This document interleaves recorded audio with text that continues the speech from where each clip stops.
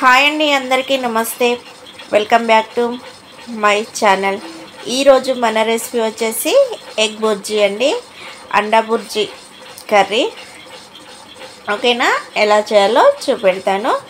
ముందుగా ఎగ్స్ని అయితే తీసుకోవాలి. మనకు కావాల్సిన ఎగ్స్ అయితే తీసుకున్నాము. ఇప్పుడు ఒక బౌల్ తీసుకొని ఈ బౌల్లోకి ఎగ్స్ని అయితే కొట్టిపోసుకోవాలి.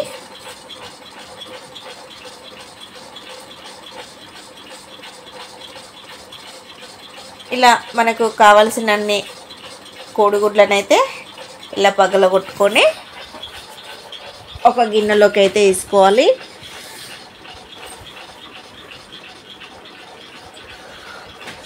ఇందులోకి రుచికి సరిపడ ఉప్పు, చిటికెడంత పసుపు, పావు టేబుల్ స్పూన్ కారపొడి, కొద్దిలంతా ధనియాల పౌడర్, వీటన్నింటిని వేసుకొని ఒకసారి బాగా ఇలా డిప్ చేసుకోవాలండి. ఇలా ఎగ్ మిశ్రమం మంచిగా మొత్తం కలిసినాక ఇప్పుడు స్టవ్ వెలిగించుకోవాలి. ఒక గిన్నె పెట్టుకోవాలండి.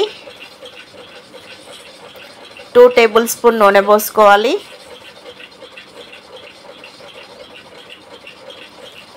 నూనె వేడయ్యాక మనం ముందుగా కలిపి పెట్టుకున్న ఎగ్గు మిశ్రమాన్ని ఈ ప్యాన్లోకి వేసుకోవాలి.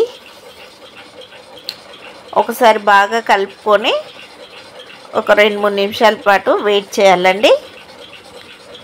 2-3 నిమిషాల తర్వాతకి మనకు ఎగ్ మిశ్రమం అనేది ఇలా గట్టి పడుతూ ఉంటుంది. ఇప్పుడు ఒకసారి కలుపుకోవాలి. ఇలా కలుపుకొని మరో ఒక 2-3 నిమిషాల పాటు వెయిట్ చేస్తే మనకు ఇలా ఎగ్ అనేది బాగా గట్టిగా అయిపోతుంది. ఆమ్లెట్ లెక్క వచ్చేస్తుందండి. దీన్ని ఇలా బాగా కలుపుకుంటూ పెద్ద పెద్ద ఎగ్స్ ముక్కలుంటే ఇలా చిన్న చిన్నగా కట్ చేసుకోవాలి. ఇలా చిన్న చిన్నగా కట్ చేసుకొని బాగా వేయించుకోవాలండి.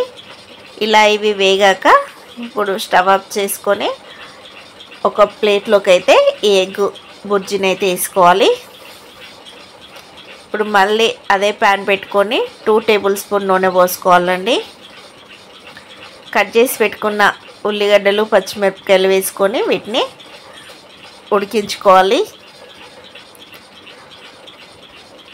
ఒక 1/2 టేబుల్ స్పూన్ వరకు ఫ్రెష్ అల్లం వెల్లుల్లి పేస్ట్ వేసుకొని పచ్చివాసన పోయే వరకు వేయించుకోవాలండి. 1/2 టేబుల్ స్పూన్ పసుపు వేసుకోవాలి.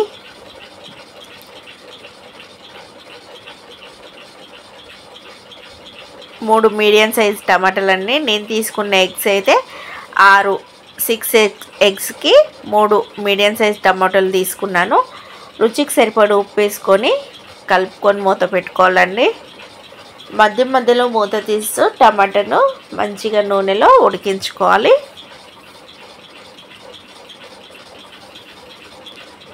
ఇలా టమాటా బాగా ఉడికినాక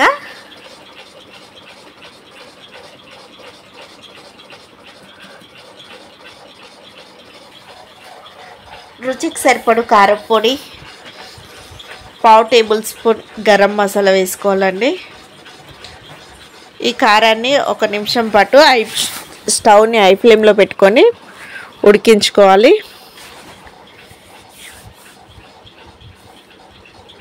ఇందులోకి ఇప్పుడు కొన్ని వాటర్ పోసుకొని గ్రేవీ చిక్కగా ఉండేటట్టు చూసుకొని వాటర్ వేసుకొని కలుపుకొని మూత పెట్టుకోవాలి. గ్రేవీ అయితే మంచిగా ఇలా తుక్కపికాన్ని ఉడుకుతున్నప్పుడు ఉప్పు, కారం, మనం వేసుకున్న మసాలాలన్నీ సరిపోయినాయా లేదా అని ఒకసారి చూసుకున్నాక మనం ముందుగా వేయించి పక్కకు పెట్టుకున్న ఎగ్ బుర్జీని ఇందులో వేసుకొని కలుపుకొని మూత పెట్టుకోవాలండి.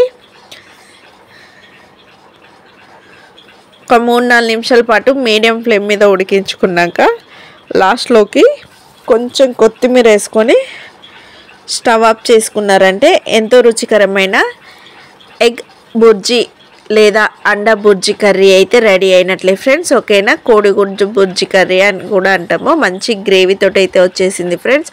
ఓకేనా, ఈ వీడియో కనుక మీ అందరికీ నచ్చినట్లయితే లైక్ చేయండి, షేర్ చేయండి, కామెంట్ చేయండి. ప్లీజ్ సబ్స్క్రైబ్ చేయండి ఫ్రెండ్స్. మరిన్ని వీడియోస్ కోసం అయితే మన ఛానల్ని ఎప్పటికప్పుడు చూస్తూ ఉండండి. ఓకేనా, బాయ్ బాయ్.